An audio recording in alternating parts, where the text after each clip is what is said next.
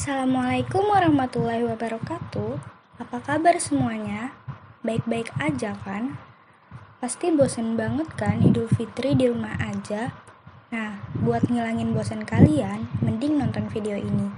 Bisa mengedukasi kalian loh. Di sini aku akan menjelaskan tentang prinsip-prinsip organisasi kantor dan struktur organisasi. 1. Prinsip-prinsip organisasi kantor.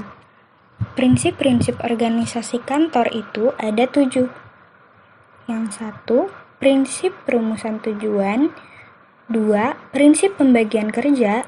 3, prinsip pendelegasian kekuasaan atau wewenang.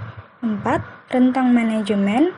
5, tingkat pengawasan. 6, kesatuan perintah dan tanggung jawab. Dan 7, koordinasi. Nah, di sini aku bakal menjelaskan dari yang nomor 3 ya. 3. Prinsip pendelegasian kekuasaan atau wewenang. Pertama-tama, kita harus tahu apa itu delegasi dan kekuasaan atau wewenang. Delegasi adalah penyerahan otoritas, tugas, ataupun tanggung jawab. Dan kekuasaan atau wewenang adalah hak untuk melakukan sesuatu atau memerintah orang lain untuk melakukan atau tidak melakukan sesuatu agar tercapai tujuan tertentu. Jadi, yang dimaksud dengan pendelegasian kekuasaan atau wewenang adalah proses penyerahan tugas atau tanggung jawab di perusahaan atau organisasi dari atasan ke seseorang. 4. Rentang manajemen. Rentang manajemen sering juga disebut dengan rentang kendali, yaitu berpatokan pada jumlah orang yang dikelola seorang manajer secara langsung. Dalam rentang manajemen yang lebih luas, seorang manajer memiliki banyak bawahan yang melapor kepadanya. Rentang manajemen juga sering disebut dengan istilah-istilah yang berbeda, seperti span of authority, span of control, span of management, atau span of managerial responsibilities. Kemudian, yang kelima ada tingkat pengawasan. Di dalam suatu organisasi, diusahakan agar organisasi dibuat sesederhana mungkin. Hal ini bertujuan agar memudahkan komunikasi dan agar ada motivasi bagi setiap orang di dalam organisasi untuk mencapai tingkat-tingkat tertinggi di dalam struktur organisasi. Kemudian yang keenam, kesatuan perintah dan tanggung jawab. Dalam sebuah organisasi, seorang bawahan biasanya mempunyai atasan. Melalui atasan tersebut, ia menerima perintah dan kepada atasan tersebut pula, ia memberikan pertanggungjawaban atas pelaksanaan tugasnya. Yang ketujuh, koordinasi.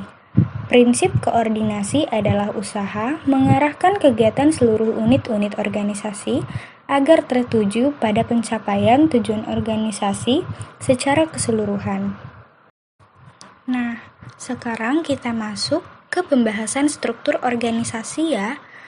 Struktur organisasi dapat didefinisikan sebagai suatu kerangka dan tata susunan perwujudan pola terhadap hubungan antara tiap bagian, fungsi-fungsi, serta posisi atau orang-orang yang menunjukkan kedudukan, tugas, wewenang, dan tanggung jawab.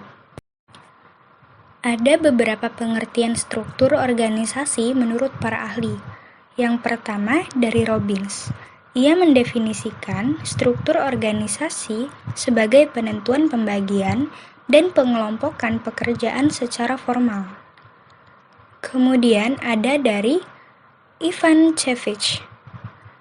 Ia mendefinisikan struktur organisasi sebagai proses penentuan keputusan untuk memilih alternatif kerangka jabatan, proyek pekerjaan, dan departemen.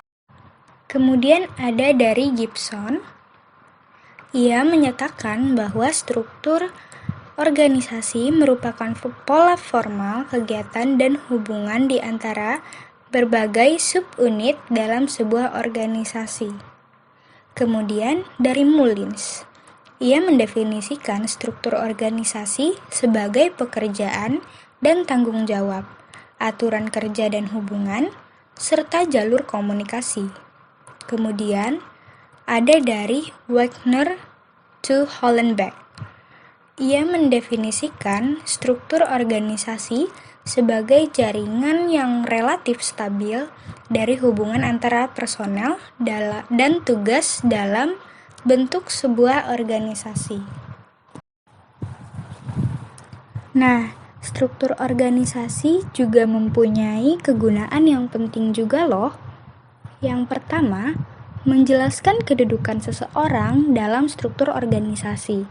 Yang kedua, menguraikan pembagian kerja sehingga memudahkan pimpinan untuk melakukan monitoring dan pengendalian.